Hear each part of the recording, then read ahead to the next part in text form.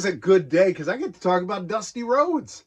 Dusty Rhodes, the American dream. A lot of people talk about the Mount Rushmore of wrestlers, and Dusty Rhodes is usually on there. But if they talk about the Mount Rushmore of wrestling talkers, Dusty Rhodes is always on there. Dusty Rhodes is one of the greatest talkers that ever lived, and I think he found his niche on Twitter. Sadly, he only got to tweet for a short amount of time because of his untimely death. But there are some gems in there. I've dug through and found the best of them, so let's take a look. The oldest tweet I can find is from November of 2012, him saying, "Dream back on," and then he's got his account, his handle, and you can read this in Dusty Rhodes' voice, he says, "Yes, it's me, my tweeties."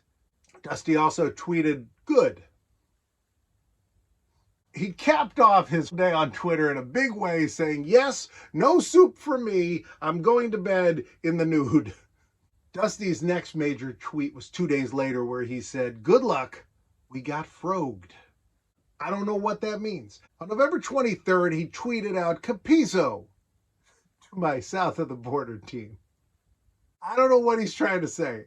We can't ask him. We'll never know. November 24th, he tweeted the following phrase, "I didn't come here, and I am not leaving, Willie." Is Harry Potter really on tweet?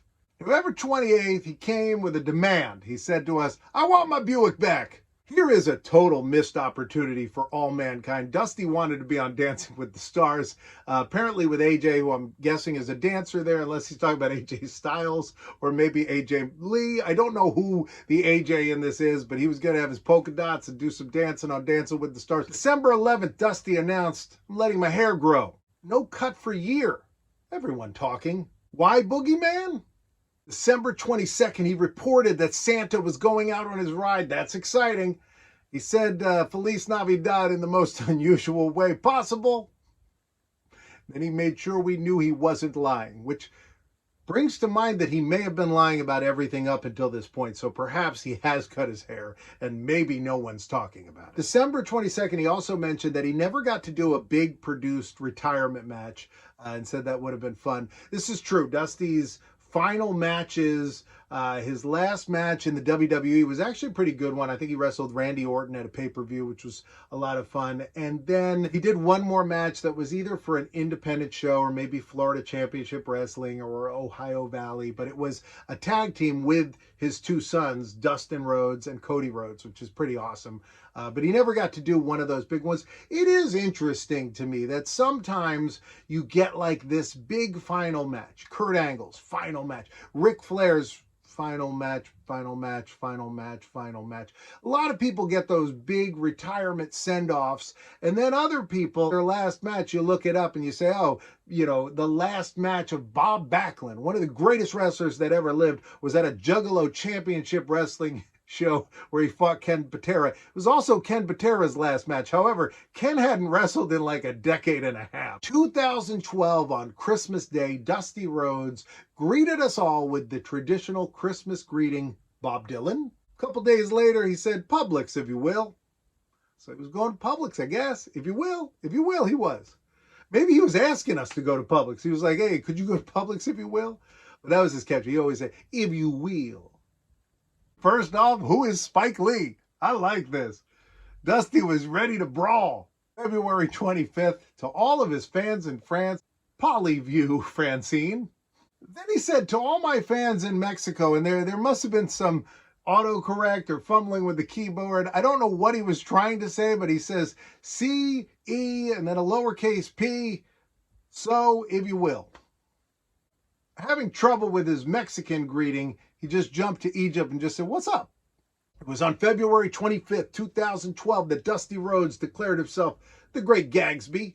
Now, he didn't get it. He said, "I'm off. I don't get it. Goodbye." I don't get it. And I'm not saying goodbye. I want more. All right, we got a lot on this one. He says, "Bunny hop, rednecks, white socks, and blue ribbon beer." I like his spelling of ribbon. "Back, neck, power walk, 52 bench press."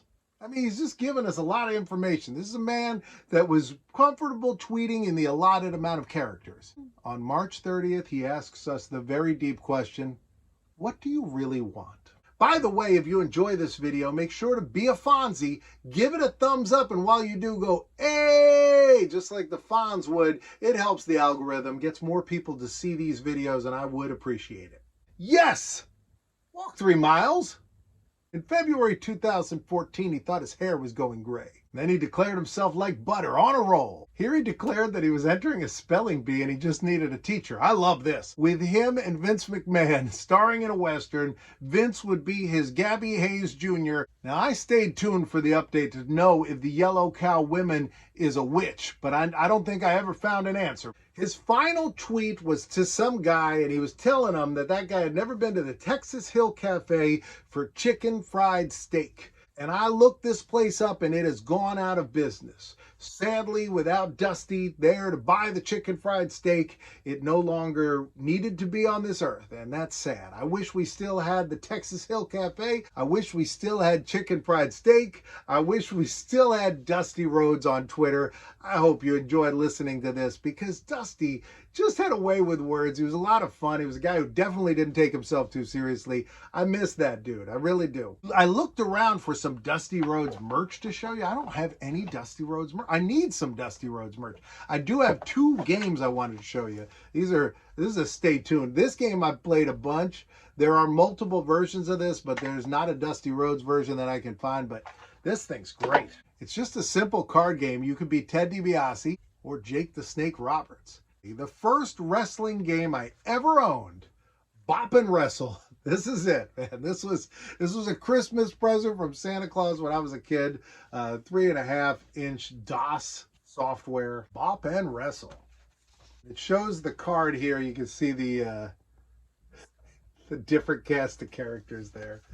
I just remember like this happening and then the guy just spinning around for like 20 minutes. All right, well, that's all I got time for. Right now, box is going to pop up here and one over here. You can choose either one because I'm in both. I'm going to see you back here tomorrow at 2 o'clock. Got something brand new. It's going to be a lot of fun. See you tomorrow.